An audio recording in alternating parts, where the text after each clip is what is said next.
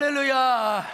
폭염이 지속되는 가운데에도 주일 예배 오신 여러분들 주의 이름으로 환영하고 축복합니다. 단비 소식이 오긴 온다는데 하여간 시원한 장맛비처럼 저 남미의 이과수 폭포, 또 미국의 나이아가라, 빅토리아는 제가 못 가봤습니다만은 그런 은혜, 왜냐하면 우리 예수님께서 생수를 주신다고 약속을 하셨기 때문이죠. 요한복음 4장 14절을 보십니다. 시작. 내가 주는 물을 마시는 자는 영원히 목마르지 아니하리니 내가 주는 물은 그 속에서 영생하도록 솟아나는 샘물이 되리라. 저는 이러한 은혜가 폭염 속에서 농사의 일을 하실 뿐만 아니라 여러 근로와 노동의 현장에서 땀 흘리고 일하시는 분들에게도 하나님의 이런 생수 같은 은혜가 함께 하시기를 기도합니다. 오랜만에 제가 이제 드리는 말씀입니다. 새로운 얘기는 아니고요.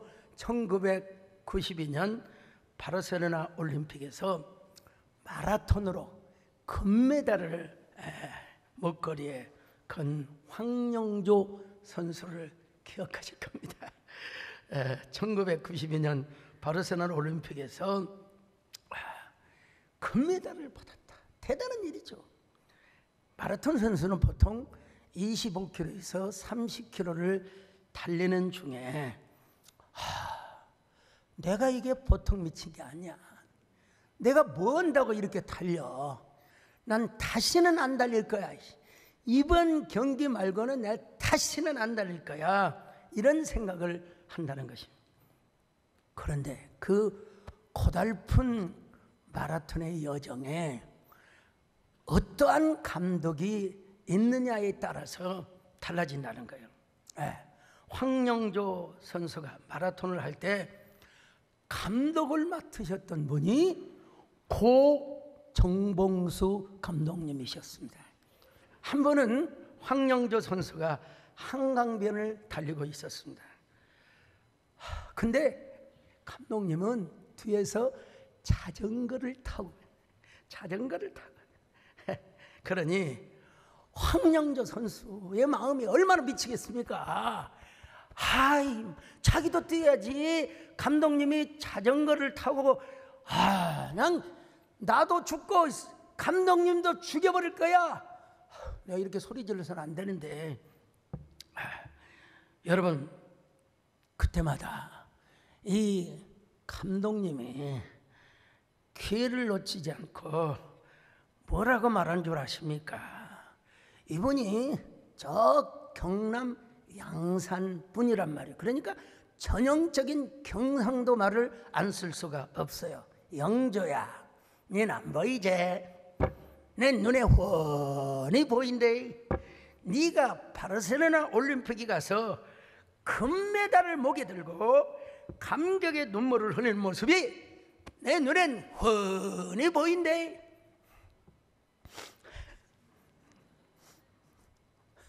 여러분, 이 한마디의 말에 황영조 선수가 감동을 먹어버린, 감동을 먹어서 일반적으로 국가대표 선수들은 밤 10시에 잠을 자야 돼요. 근데 잠을 자는 시간에도 막 그냥 운동장을 몇 바퀴를 돌고 잤다는 거 아니겠어요? 그리고 미리 바르셀로나에 가서 예비 훈련을 합니다. 마라톤 코스가 있잖아요. 그 코스를 달리는데 영조야, 닌 여기서 김을 빼서는 안 된대. 천천히 뛰래. 그리고 뭐라고 한 줄 아십니까? 영조야, 닌 내가 시키는 대로만 하래. 난 이렇게 경상도 말이 자연스럽게 잘 나와요. 누가 네 앞에서 깝죽거려도 신경 쓰지 말고 네 페이스대로 그냥 뛰래. 그냥 뛰래. 그러다가 저 언덕배기에 가서는 너 젖먹을 힘을 다해, 죽을 힘을 다해. 너 정말로 죽기 살기로 뛰래. 여러분, 실제로 황영조 선수 앞에 달렸던 몇 사람들이 있었어요. 그리고 그 언덕배기에 일본 선수가 여러분 앞장을 서서 달리고 있는데, 일본 선수는 지쳐서 달리고 있는데 황영조는 인간 자동차 벤츠 엔진보다 더 센 엔진으로 언덕배기를 추격해오는 모습, 여러분, 자 장면 보여주세요. 자, 황영조는 뛰는데 일본 선수가 여러분 뒤를 보고 뛰고 있잖아요. 황영조 선수가 죽을 힘을 다해서 뛰었습니다. 일본 선수는 막, 황영조는 막 이렇게 달려오고 있는 거 있잖아요. 그거 아세요? 언덕배기에서 황영조가 일본 선수를 앞질렀던 그 모습을 여러분 기억하십니까? 거기 있는 모든 한인들이 다 기립박수를 했습니다. 우리나라 시간으로 새벽이었습니다. 저는 가락동에서 아주 작은 개척교회를 섬기고 있었습니다. 근데 저는 황영조 선수 친척도 아니요, 같은 고향 사람도 아니에요. 근데 왜 이렇게 눈물이 나는지 모르겠어요. 왜 그랬을까? 목사이기도 하지만 대한민국 국민의 한 사람으로서, 와, 얼마나 눈물이 나는지. 세월이 흘러 제가 바르셀로나에서 열렸던 유럽 유학생 수련회 코스테 집회에 갔어요. 엄청나게 많이 모였어요. 당연히 제가 바르셀로나 올림픽 그 주 경기장 메인 스타디움을 당연히 제가 가야죠. 가는데 이상하게 그 언덕배기에서 좀 멈춰주세요. 저 좀 달려보고 싶습니다. 여러분, 그 엄청나게 먼 거리입니다. 황영조 선수가 일본 선수를 가로질렀던 언덕배기를 한번 뛰어보고 싶어서 다른 목사님들은 다 자동차로 가는데 저만 달려갔습니다. 여러분, 저 보세요. 운동화도 안 신었어요. 구두 신었습니다. 양복 입었습니다. 여러분, 계속 달려오잖아요. 그리고 그 저기서 메인 스타디움 앞에서 누가 여러분 박수를 쳐준 줄 아십니까? 할아버지가 보세요, 박수 쳐주고 있어요.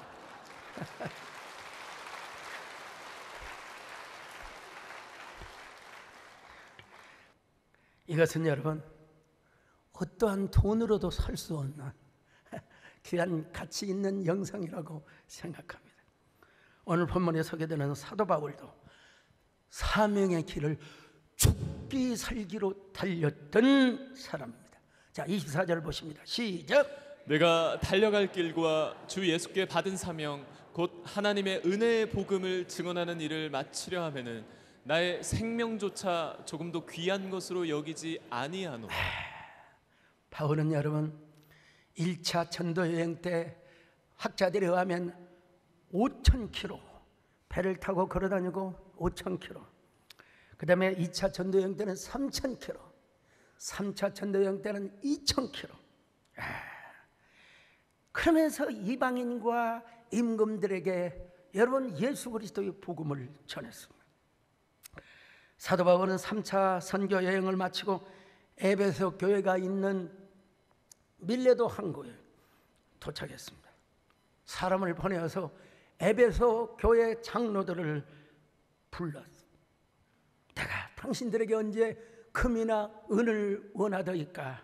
33절 봅니다. 시작. 내가 아무의 은이나 금이나 의복을 탐하지 아니하였고. 그런데 바울은 예루살렘에 간대. 예루살렘은 사실은 죽음의 길입니다. 거기 가면 환난이 기다리고 있어요. 죽음이 기다리고 있어요. 그런데 성령의 매임을 받아서 그곳에 간다는데 뭐라고 들을 겁니까? 자, 사도행전 20장 22절로 23절 시작. 보라, 이제 나는 성령에 매여 예루살렘으로 가는데 거기서 무슨 일을 당할는지 알지 못하노라. 오직 성령이 각 성에서 내게 증언하여 결박과 환난이 나를 기다린다 하시나. 성령의 매임을 받아서 간다는 걸 누가 막겠습니까? 그래서 바울은 뭐라고 말합니까? 내가 달려갈 길과 주 예수께 받은 사명, 하나님의 은혜의 복음을 증언하는 일에는 나의 생명조차도 아끼지 않겠다. 사도행전 20장 24절입니다. 시작. 내가 달려갈 길과 주 예수께 받은 사명 곧 하나님의 은혜의 복음을 증언하는 일을 마치려 하면은 나의 생명조차 조금도 귀한 것으로 여기지 아니하노라. 생명조차 조금이라도 귀한 것으로 여기지 않겠다. 오늘 호산다 성가대에서 사명의 길이라는 노래를 잘 불러주셔서 너무너무 감사하는데, 사실 이 노래가 얼마나 귀하게 쓰임받은 줄 아십니까? 우리 교회뿐만 아니라 대한민국의 어지간한 교회에서는 다 이 노래를 불렀다는 내용을 아십니까? 한인교회에서도 이 노래가 많이 불리워졌어요. 지난번에 우리 노예 고시부장으로 섬기고 계시는 이우영 목사님께서도 참 설교 중에 이런 가사를 언급하시더라고요. 사명이 생명이기에, 사명의 눈물이기에, 힘들고 어려워도 사명의 길을 걸어가리라. 저 여러분 저 모르게 우리 누가 했는지 모르지만 저는 저작권 협회에 제가 등록한 적도 없습니다. 왜냐? 그거 여러분 돈 몇 푼 받는다고 뭐가 중요합니까? 하나님 앞에 많이 수염을 받아야 되지 않겠습니까, 여러분? 사명이 생명이기에, 사명이 눈물이기에, 힘들고 어려워도 사명의 길을 걸어가리라. 사명이 은혜이기에, 사명이 축복이기에,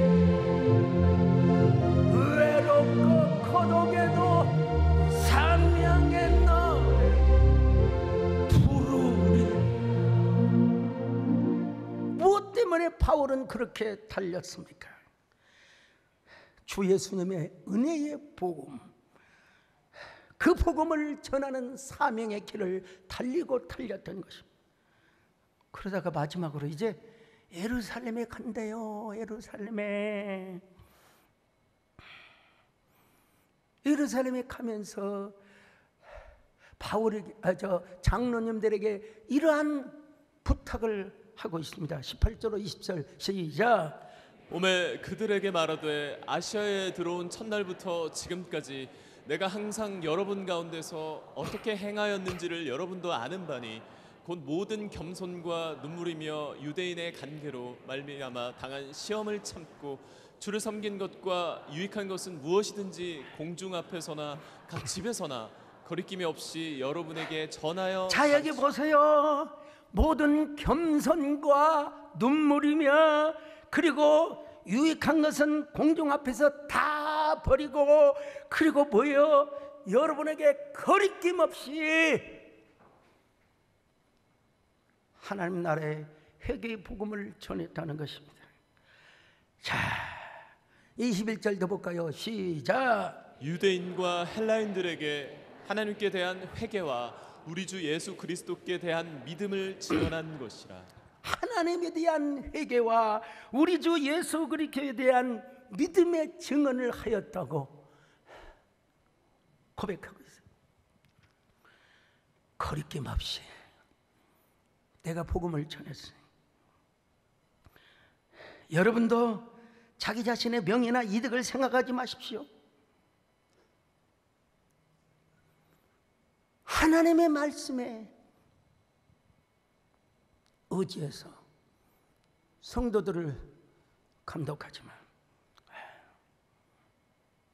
여러분의 생각과 여러분의 지식을 가지고 교인들을 굴림해서는 절대로 안 됩니다.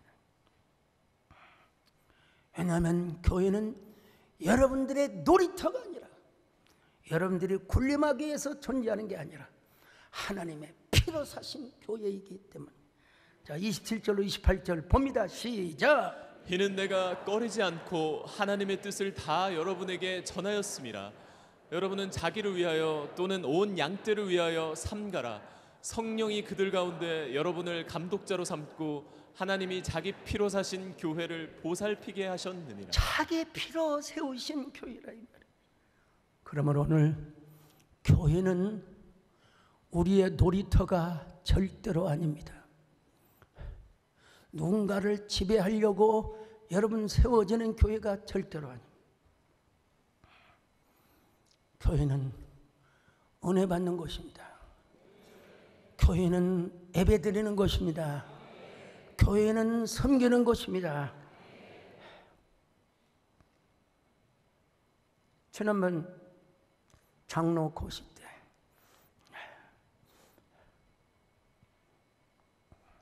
노예 총무님 우리 오연호 목사님께서 디모데후서 2장 20절의 말씀으로 권면을 하셨어요. 자, 디모데후서 2장 20절 시작. 큰 집에는 금그릇과 은그릇뿐 아니라 나무그릇과 질그릇도 있어 귀하게 쓰는 것도 있고 천하게 쓰는 것도 있나니.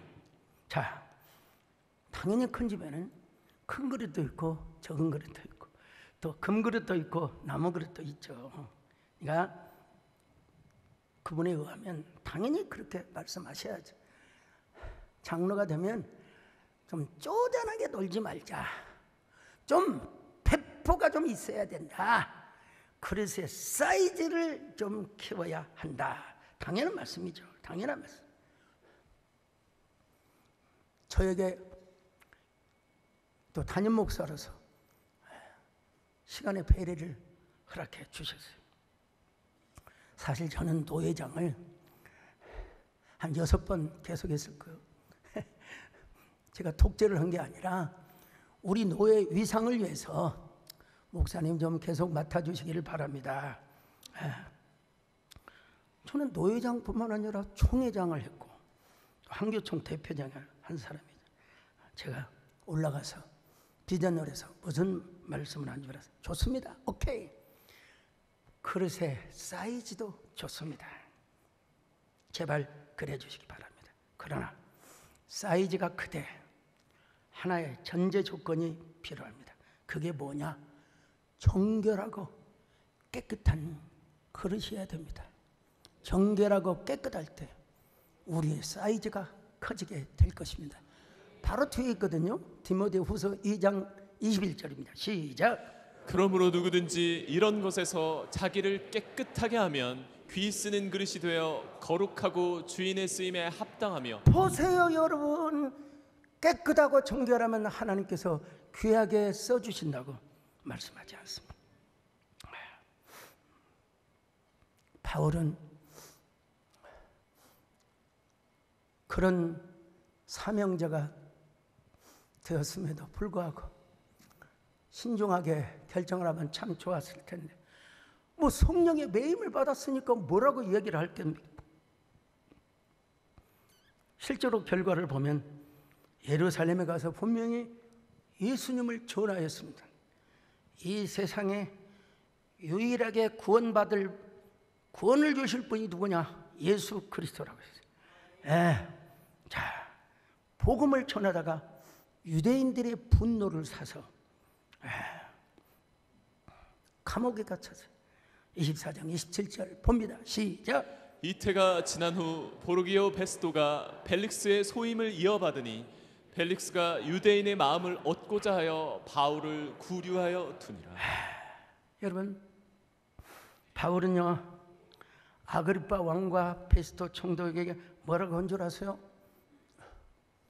구음이 된 상태니까 요즘으로 하면 수갑을 찼어.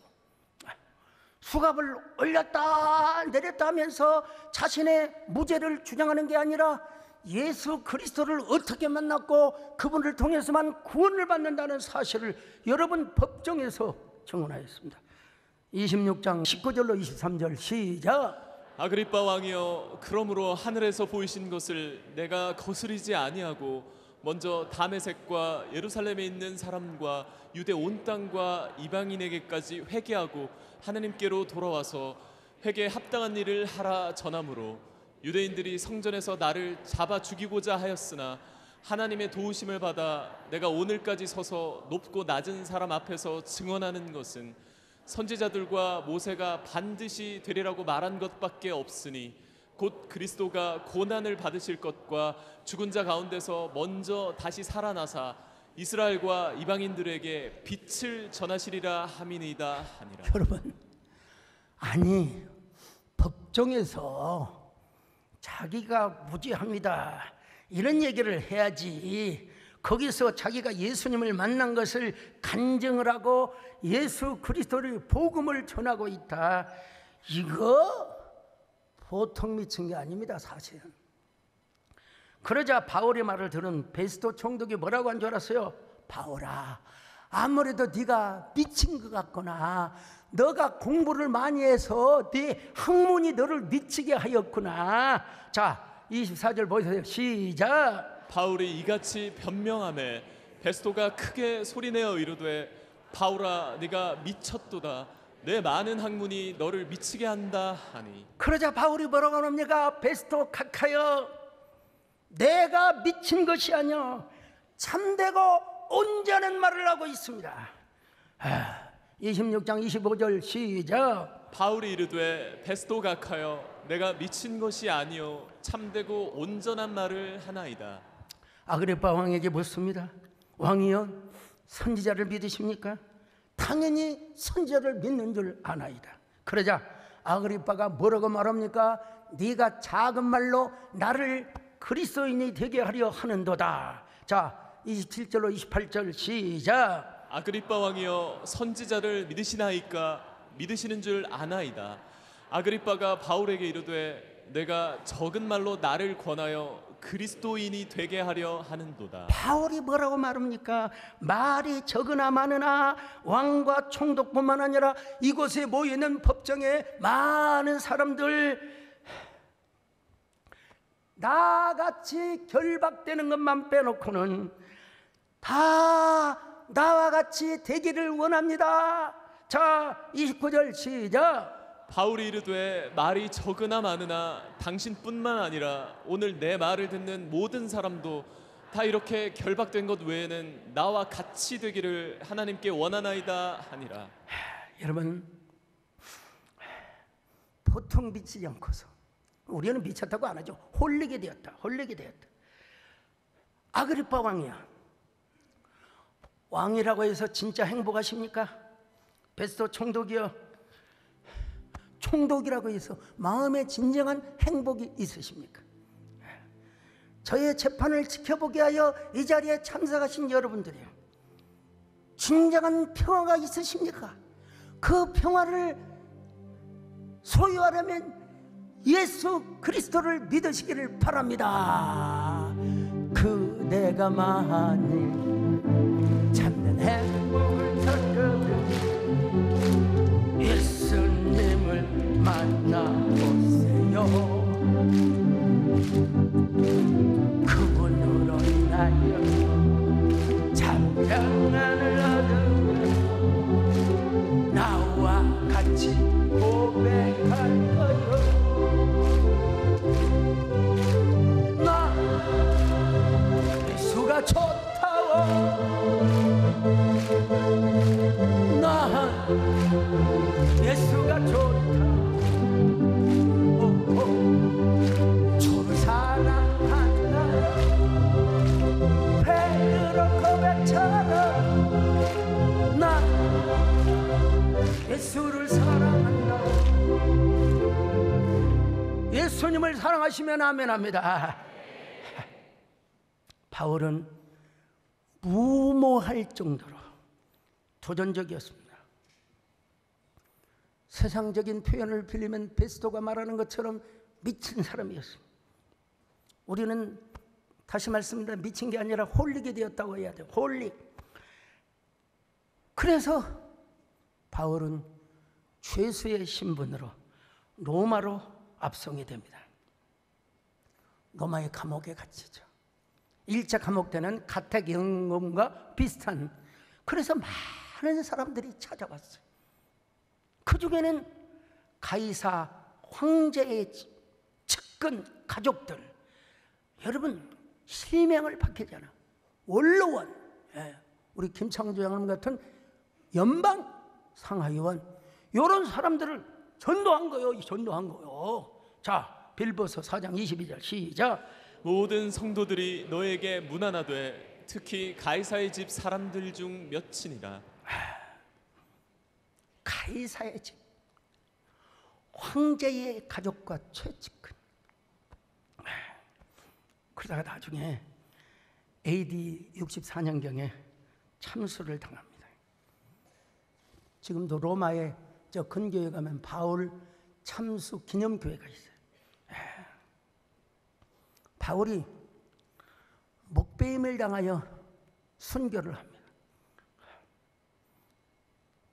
의학적으로 사실 설명이 불가능을 할 수 있겠지만, 바울이 분명히 칼로 목을 쳤는데, 교회 전통에 의하면 거기 또 가이드가 그렇게 이야기를 해요. 바울의 목이 막 3번 튀면서 뭐라고 외쳤냐면 그리스도, 그리스도, 그리스도. 과연 오늘날 그걸 누가 믿을 수가 있겠습니까마는 거기 가면 그런 얘기를 해요. 이런 순교를 바울은 아마 예측했던 것 같아요. 디모데후서 4장 6절로 7절 시작. 전제와 같이 내가 벌써 부어지고 나의 떠날 시각이 가까웠도다. 나는 선한 싸움을 싸우고 나의 달려갈 길을 마치고 믿음을 지켰으니. 전제라는 제사가 있어요. 구약에 네세크라고. 네세크. 번제단에다가 송아지 한 마리를 각을 떠서 태운다고 생각해 보세요. 얼마나 큰 불이 타올라요. 거기에다가 마지막으로 부어지는 제사, 올리브유 내지는 그 와인, 포도주를 부었다고 해요. 부었다고.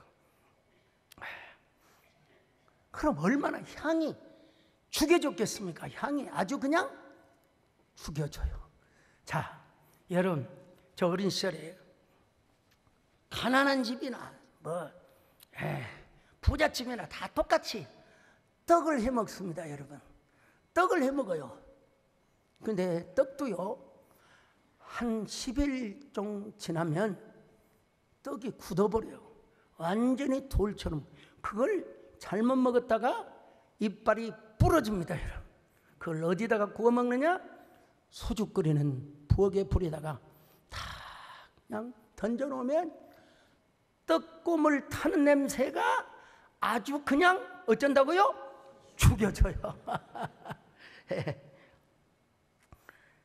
원래 떡맛도 중요하지만 굳은 떡을 다 그 부엌에다가 구워 먹을 때 그 맛이 아주 그냥 죽여줘요. 잘하시네. 아무튼 여러분, 사도 바울이 이미 자기가 전제처럼 부어져 있다는 것입니다. 달려갈 길을 다 마치고. 디모데후서 4장 8절입니다. 시작. 이제 후로는 나를 위하여 의의 면류관이 예비되었으므로 주 곧 의로우신 재판장이 그날에 내게 주실 것이며 내게만 아니라 주의 나타나심을 사모하는 모든 자에게도니라. 여러분, 바울뿐만 아니라 주님의 강림을 사모하는 모든 분에게 다 면류관이 예비되어 있다는 사실을 강조하고 있습니다.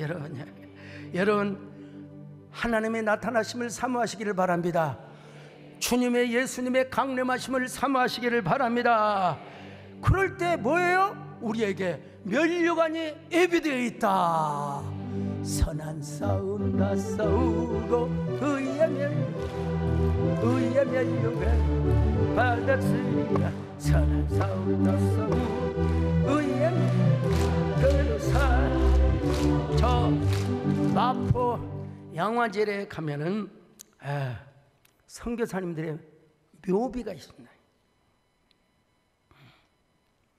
1907년 헤이그에서 열린 2차 만국평화회의에 고종의 밀사로 파견되었던 헐버트 선교사의 묘비명에 나는 웨스트민스터의 상원에 붙이는 것보다 한국에 붙이기를 원하노라. 여러분, 헐버트 선교사가 쓴 삼연필지라는 책이 있어요. 세계의 지리와 문명에 대해서 설명한 책인데 저 원본을 제가 소장하고 있습니다. 핸드릭 선교사의 눈물겨운 고백이 있습니다. 나에게 1000개의 생명이 주어진다. 그 모두를 조선 땅에 바치리라. 제가 전킨 선교사 이야기를 안 할 수가 없어요. 여러분, 전킨 선교사는 미국의 남장로교는 북장로교보다 좀 더 보수적인 그런 내가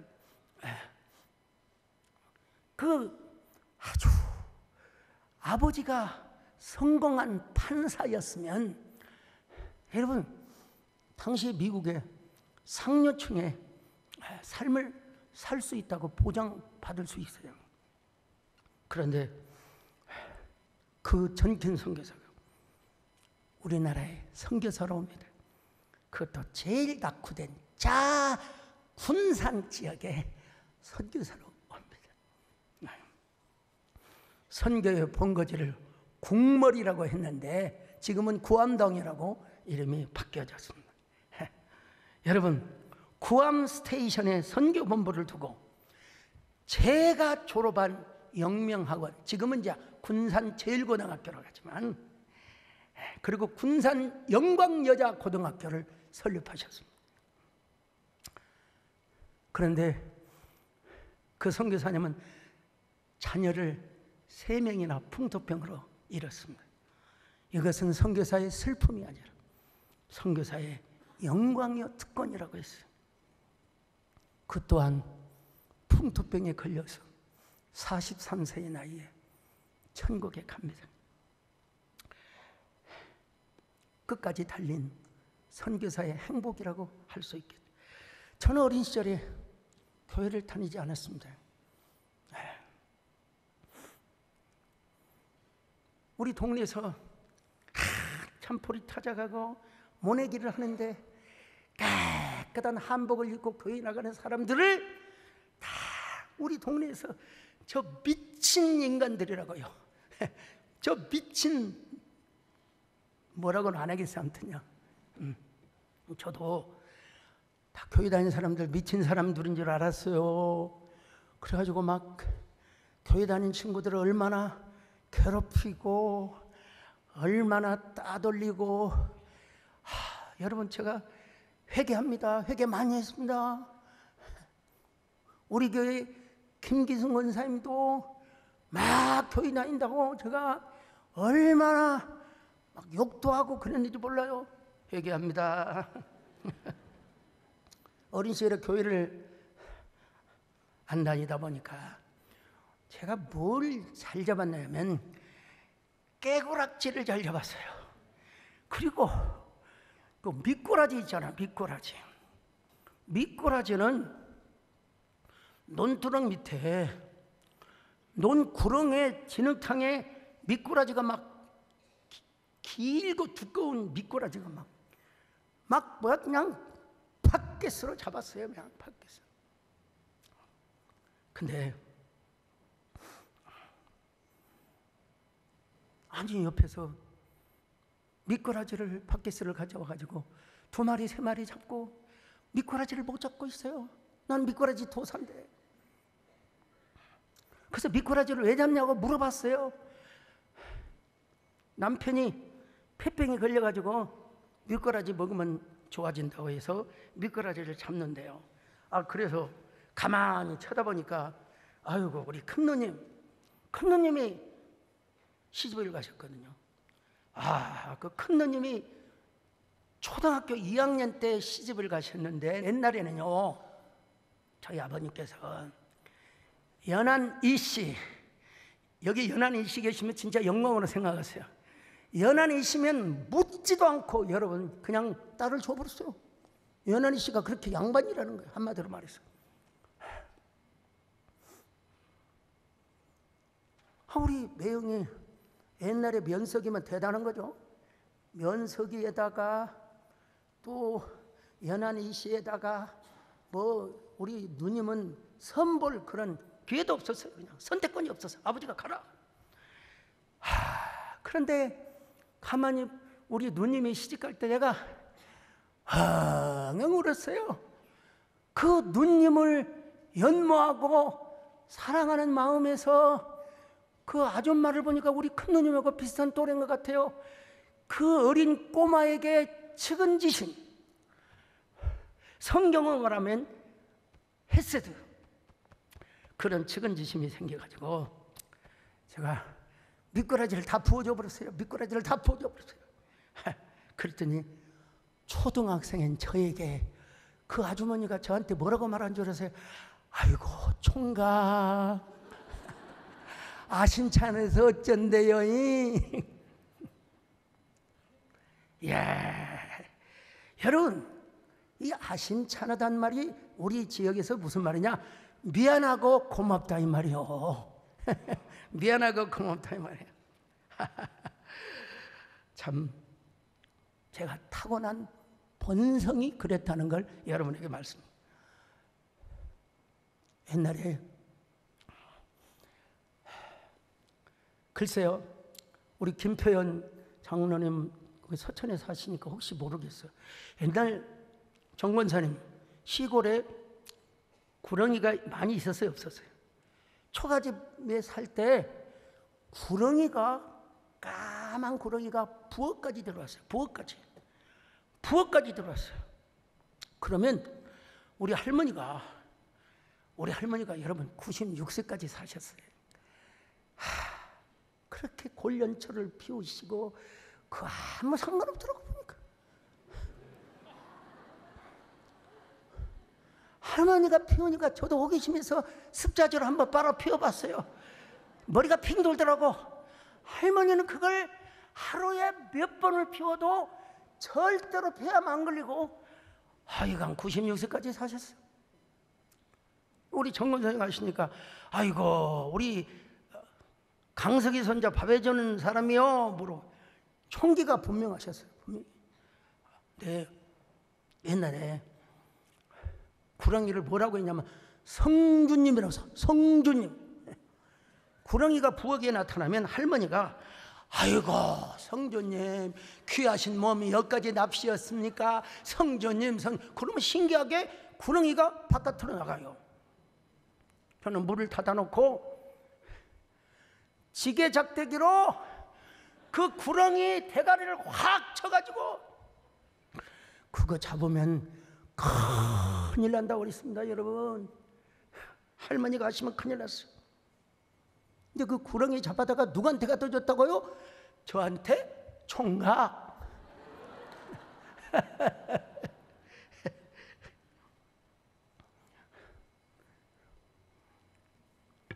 저한테 총각이라고 불러주시면, 근데 요즘은 구렁이가 없어요. 지난주 수요일에 제가 요촌수 이야기를 해드렸는데요. 여기 김선양 집사님 저 뒤에 계신 것 같은데 어린 시절이에요.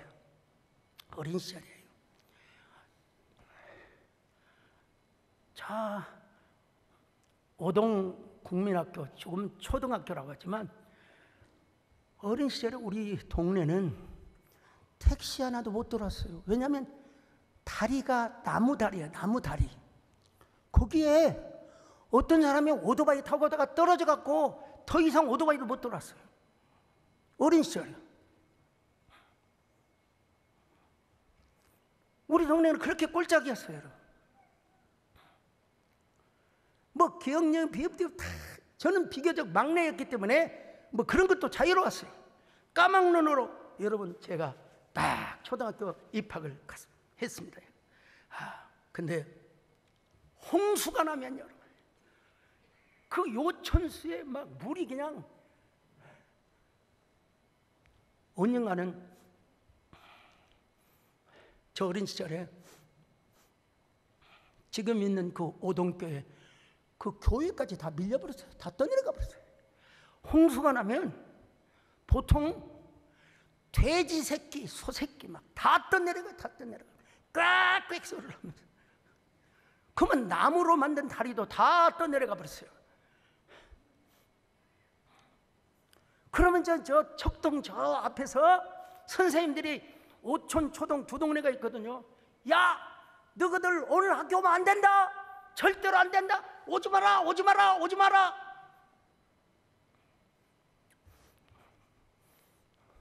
선생님 말씀 들어야죠, 사실은.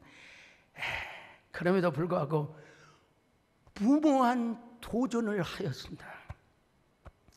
제가 학교 다닐 때 책가방도 없었어요. 저는 책 보라고 보따리에다가 책을 싸갖고 어깨에다 메고 다니는 거 여러분 아세요 혹시? 근데 이상하게 무모한 도전을 하고 싶어요. 자, 우리 배장로님 옛날에 우리 어린 시절에 장롱 시절도 그렇겠죠. 부잣집에서나 무슨 바지를 입고 다니지 보통 애들은 뭐요? 다우다 빤스하고 난닝구 입고 다녀요. 참 기억이 나는지 모르겠어요. 난닝구 입고 다우다 빤스 입고 그 험한 물결을 헤엄을 쳐가는 거요.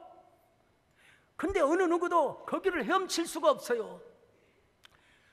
대각선으로 떠내려가면서 150m에서 한 200m를 떠내려가면서 헤엄을 치는 거예요. 야, 그거 동영상 좀 있으면 얼마나 좋을까요?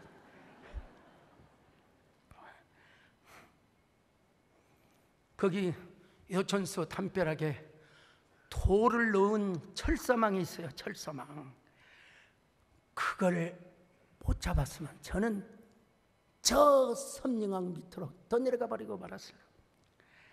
그러니까 그걸 잡고 올라가니까 선생님들이 야, 이 미친놈아 뒤지려고 환장했냐. 아이고, 더 이상 욕을 못하겠어야 합니다. 너 섬령강물 저 하동폭에 들어서 거기서 떠내려가서 고기밥이 되었을 거야. 이 뒤질놈아 이러면. 근데 그런 선생님들 기억할 필요가 없어요. 칭찬해 주신 선생님, 그때 교감 선생님이셨 김희봉 선생님, 김자 희자 봉자 선생님. 야, 불러다 놓고 야, 정말 잘했어. 너 큰 일꾼 될 거야. 대단해, 대단해, 대단해. 그때 그 시절을 생각하면 야, 그런 일이 있었다.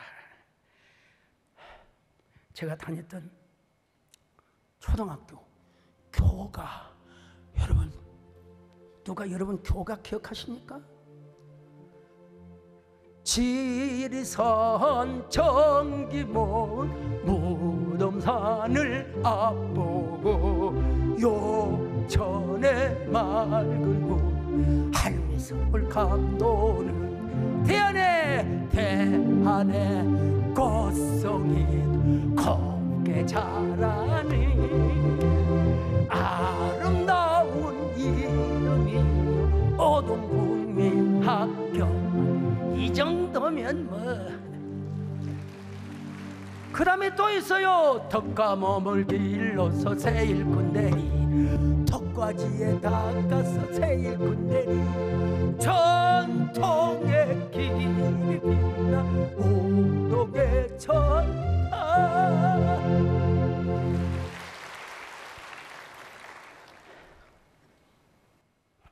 제가 아주 강인하고 도전적인 그런 마음이 있었죠. 우리 학교에서 봐도 요천수의 맑은 물, 지리산의 정령치, 정령치 사전 보여주세요. 저 위에게 정령치. 제가 이래봬도 여러분, 지리산, 천왕봉, 또 정령치, 왕시루봉, 반야봉, 노고단 모든 봉우리를 다 제가, 장로님들 기억하시죠? 제가 맨 먼저 갔다는 거 아시죠? 못 따라와요. 우리 이성권 양도 못 따라와요. 근데 여러분, 제가 예수님을 인격적으로 만난 그 이후부터 저는 예수님의 복음을 전하는데, 제가 광주신학교를 다닐 때도 생명수 전도단을 만들었어요. 그래서 저 우남시장을 비롯해서 막 그 양동시장 다니면서 여러분 제가 전도를 하고 다녔어요. 너무나 기특하 다고 당시에 복음문화사를 하셨던 박동만 장로님이 공짜로 전도지를 만들어 주셔서 무모한 도전을 하여 그 화려한 스펙을 가졌던 목사님들 사이에도 우리 교회가 가장 큰 부흥, 이 시대에 여러분 정말 개척목회자로서 가장 큰 교회를 섬기고 있습니다. 여러분, 우리도 사명의 길을 잘 달려가시기를 바랍니다. 여러분이 달려갈 신앙의 마라톤을 잘 뛰어가시기를 바랍니다. 오늘 저녁부터 시작되는 블루타이드 올라타기, 첫날부터 마지막 날까지 참석하는 걸 사명으로 여기시기를 바랍니다. 하나님 아버지 감사합니다. 우리 모두 사명의 길을 잘 달려가는 저희들 되게 하여 주시옵소서. 예수님의 이름으로 기도드렸나이다.